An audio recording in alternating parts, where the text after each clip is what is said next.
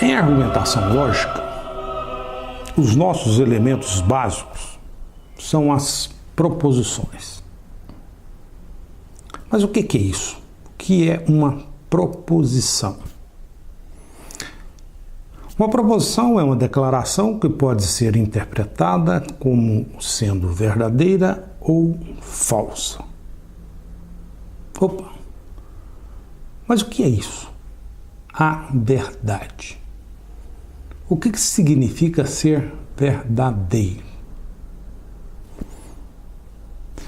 Essa questão é um desafio permanente colocado ao ser humano, desde a antiguidade. Os gregos, por exemplo, definiam conhecimento como sendo uma crença verdadeira justificada. Olha só, para ser conhecimento, tem que ser verdadeiro. Mas a questão é a seguinte: até hoje, ninguém conseguiu ainda dizer exatamente o que é isso, o que é a verdade. E até mesmo sobre as verdades de coisas bem óbvias. Observe essa máquina de costura aqui do lado. Essa máquina de costura, eu a ganhei da minha tia Leozina. Quando eu era criança, eu ia à casa da tia Leozina e via ela trabalhar nessa máquina, costurando. E ficava fascinado com o avanço da tecnologia, com o avanço da máquina super moderna. E a tia Leozina me presenteou com essa linda máquina preta. Uma linda máquina preta. Mas afinal, essa máquina é mesmo preta? É verdade que ela é preta? Você poderá estar pensando o seguinte: é óbvio, a máquina é preta. Essa é uma verdade. Mas não é bem assim. Isso me faz lembrar do livro Articulando Razões, de Robert Brandon.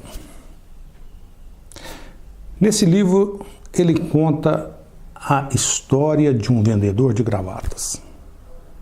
A história é a seguinte: o vendedor de gravatas passou anos da sua vida vendendo gravatas. Evidentemente, sabia muito bem o que era uma gravata azul, uma gravata verde, uma gravata vermelha, uma gravata preta e assim por diante. E na sua loja, as gravatas estavam na prateleira separadas por cores. Certa época, a loja passou por uma reforma e mudaram as lâmpadas da loja. E aí aconteceu um fato curioso. À luz das novas lâmpadas, as gravatas azuis se tornaram esverdeadas. Então chegou um cliente e pediu por uma gravata azul. O vendedor foi à prateleira e buscou uma gravata azul. Mas aí o cliente olhou para a gravata e disse: puxa, essa gravata não é azul, ela é esverdeada. E aí o vendedor afirmou: não, essa gravata é azul, é verdadeiro que essa gravata é azul. Mas aí o cliente disse que não, ela era uma gravata esverdeada. Então o vendedor pegou a gravata, convidou o cliente e eles saíram da loja, foram para a rua. E à luz do sol, a gravata se apresentou como uma gravata azul. E aí o vendedor disse, todo satisfeito: observe, à luz do sol, ela é azul. Então é verdadeiro que essa gravata é azul. E podemos chamar todas as pessoas aqui na rua, todos concordarão que essa gravata é uma gravata azul. Então, nesse caso, ela é mesmo uma gravata azul. Cuidado com esse raciocínio. O comprador, o cliente, disse que não era bem assim. Puxa, a luz do sol, a luz da lâmpada, são luzes. E o que me faz preferir a luz do sol em relação à luz da lâmpada no interior da loja? Por que que uma tem, digamos, prioridade sobre a outra? São igualmente luzes.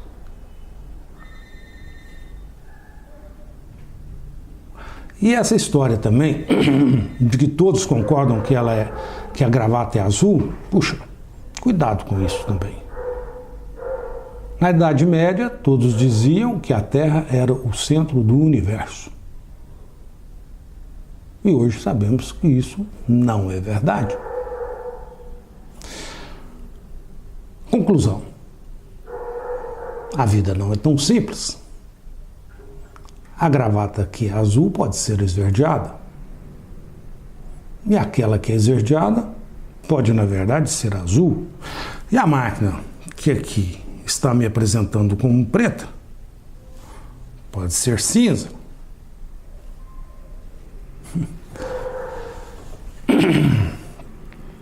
Temos que ter cuidado com as ilusões. Há uma distância enorme entre o que parece ser e o que realmente é. E a verdade? Olha, a verdade está no domínio do que é. Ela não está definitivamente no domínio do que apenas parece ser. Ser verdadeiro corresponde a um conhecimento e não a uma impressão. Dizer que uma coisa é, poderíamos dizer que corresponde a assumir a um compromisso inferencial. O que significa isso? Isso significa o seguinte: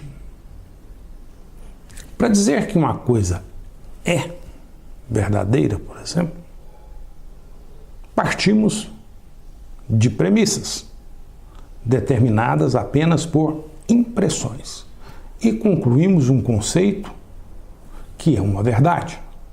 No caso da máquina, a partir da minha impressão de que ela é preta, faço uma inferência e concluo que é verdade que ela é preta. Tenho aí uma inferência. A partir de certa premissa determinada por impressões, concluo uma verdade, pelo menos uma verdade para mim. E aí temos um grande problema. Afinal, quem nos autoriza a fazer tal inferência? Ninguém.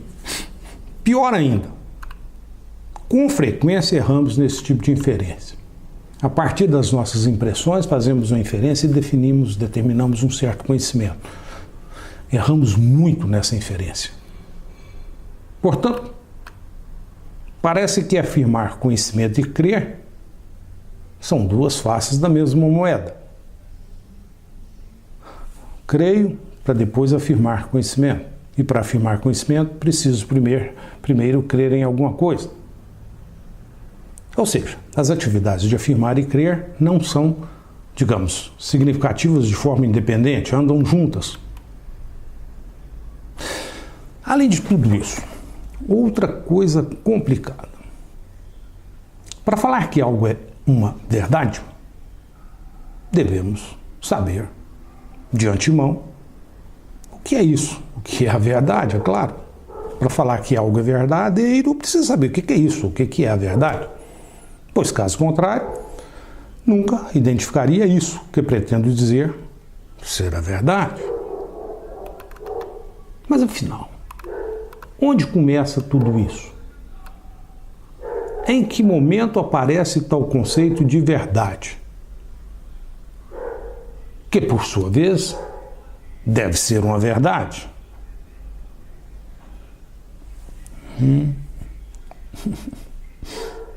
Mas, afinal, por que estamos falando sobre essas coisas? Lembre, Estamos falando sobre o que é uma proposição, uma declaração que pode ser interpretada como sendo verdadeira ou falsa. Mas então, se uma proposição é uma declaração, é algo expresso em uma linguagem. Uma proposição é algo expresso em uma linguagem.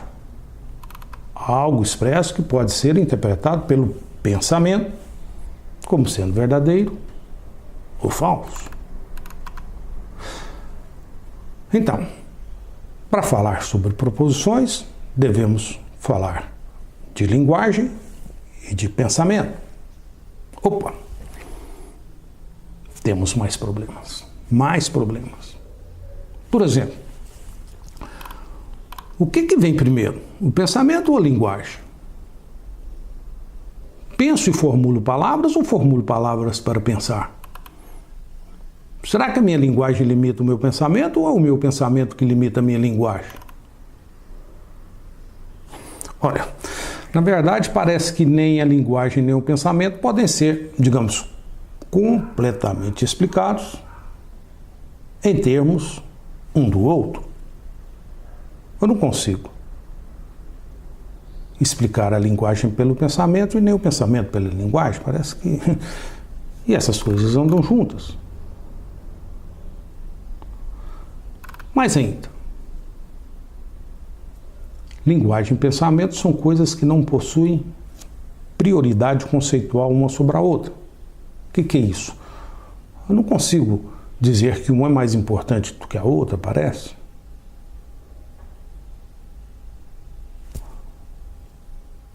Ou seja, temos dois conceitos, pensamento e linguagem, que são ligados. Na medida em que um requer o outro a fim de serem compreendidos. Andam juntos. Mas o problema é que essa ligação ela não é tão boa, tão completa, a ponto de, digamos, ser suficiente para se explicarem um ao outro.